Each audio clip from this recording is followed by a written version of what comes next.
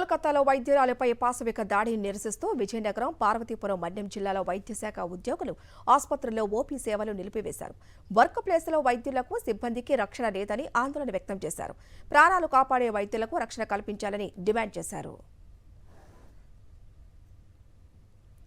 కోల్కతాలో వైద్య విద్యార్థినిపై జరిగిన ఘటనకు నిరసనగా మహబూబ్ నగర్ పట్టణంలో ఐఎంఏ ఆధ్వర్యంలో వైద్యులు, జూనియర్ డాక్టర్లు భారీ ర్యాలీ నిర్వహించారు. ప్రభుత్వ జనరల్ ఆసుపత్రి వద్ద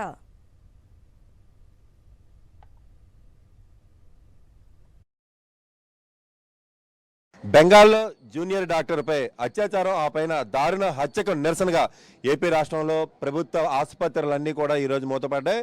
ఇక్కడ ఉన్న వైద్యులందరూ కూడా ఓపీ సేవలను బంద్ చేసి తమ నిరసనను వ్యక్తం చేశారు. ఇప్పుడు మనం సాలూరు ప్రభుత్వ ఆసుపత్రి దగ్గర ఉన్నాం. ఇక్కడ డాక్టర్స్ అంతా కూడాను ధర్నా ఆందోళనకు దిగారు. ఆసుపత్రి ముంగిట ముఖ్యంగా వీళ్ళు సేఫ్టీ లేని చోట పనిచేయలేం, ఎందుకంటే ప్రాణాలు కాపాడటానికి మేము పనిచేస్తుంటే అదే జనం అంతా వచ్చి తిరగబడి చేసి అత్యాచారాలు చేయటం, దాడులకు చేయటం అంతా కూడా ఖండిస్తున్నాం.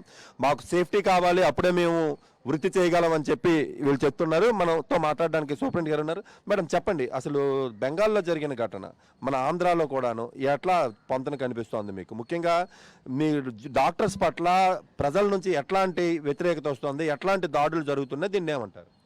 అందరికీ నమస్కారం అండి. మనం గత కొన్ని రోజులుగా చూస్తున్నాము, కలకత్తాలో సెకండ్ ఇయర్ పీజీ స్టూడెంట్ ఆవిడ డ్యూటీ చేసి సెమినార్ హాల్లో తను చదువుకుంటూ రెస్ట్ తీసుకుంటూ ఉండగా ఆమె మీద కొందరు వ్యక్తులు దాడి చేసి చాలా పాశవికంగా ఒక మురగాల్లాగా ఆవిడ మీద అటాక్ చేసి ఆవిడ రేప్ చేసి మర్డర్ చేశారు. దీన్ని మేము తీవ్రంగా ఖండిస్తున్నాము. ఇక్కడ ఒక్క చోటనే కాదండి, మహిళలు ఎక్కడైనా ఉద్యోగాలు చేసే చోట అన్ని చోట మేము రక్షణ కోరుతున్నామండి. ఇప్పుడు ఈ మధ్యకాలంలో ఎన్నో అటాక్లు మనం అన్ని లేడీస్ మీద జరగడం చూస్తున్నాము. వయసుతో సంబంధం లేకుండా లేడీస్ని అటాక్ చేస్తున్నారు. ఇలాంటి పరిణామాల మధ్యలో మేము ఉద్యోగాలు చేయాలంటే చాలా ఇన్సెక్యూరిటీగా ఫీల్ అవుతున్నామండి. మీరు చెప్పండి, మీరు చాలా సీనియర్ కూడాను, ఎలా మీకు చాలా కాలంగా మీరు ఆసుపత్రిలో పనిచేస్తున్నారు, ఎట్లాంటి సేఫ్టీ కావాలనుకుంటున్నారు? ముఖ్యంగా ప్రజల నుంచి ఎట్లాంటి మద్దతు కావాలనుకుంటున్నారు? ప్రభుత్వం నుంచి ఎట్లాంటి సపోర్ట్ కావాలనుకుంటున్నారు? ప్రజల నుంచి అంటే అక్కడ చనిపోయి రేప్ చేసి అత్యాచారం చేయబడిన ఆవిడ ఒక స్త్రీ ముందు, తర్వాత డాక్టర్. సో ప్రతి స్త్రీకి ప్రొటెక్షన్ కావాలి. అందులో ఇప్పుడు అందరూ చదువుకుంటున్నారు, చదువుకున్న ప్లేసుల్లో, హాస్టల్స్లో, ఉద్యోగం చేస్తున్న ప్లేస్లో, ఈ ఉద్యోగానికి జర్నీ చేసే ట్రాన్స్పోర్ట్లో అన్ని చోట్ల కూడా జనం అర్థం చేసుకొని ఆడవాళ్ళని గౌరవించి రెస్పెక్ట్ ఇచ్చి వాళ్ళకి సాయం చేయడానికి ట్రై చేయాలి. నెక్స్ట్ ఏంటంటే ప్రతి చోట సెక్యూరిటీ, ఇప్పుడు మేము వర్క్ చేస్తున్నాం, మాకు ఇక్కడ సెక్యూరిటీ అంటే ఇక్కడే పోస్టింగ్ ఉండి కొంచెం లేడీ డాక్టర్స్ కోసమని వాళ్ళు ట్రాన్స్పోర్ట్ వెళ్ళేటప్పుడు వాళ్ళకి ప్రొటెక్షన్ అని, ఇప్పుడు పోలీస్ వాళ్ళు కూడా పెట్రోలింగ్ అవన్నీ చేస్తుంటారు. అయినా ఇది సరిపోవట్లేదు, దానివల్లే ఇవన్నీ జరుగుతున్నాయి. ఇంకా ఇంప్రూవ్ చేయాల్సి ఉంది.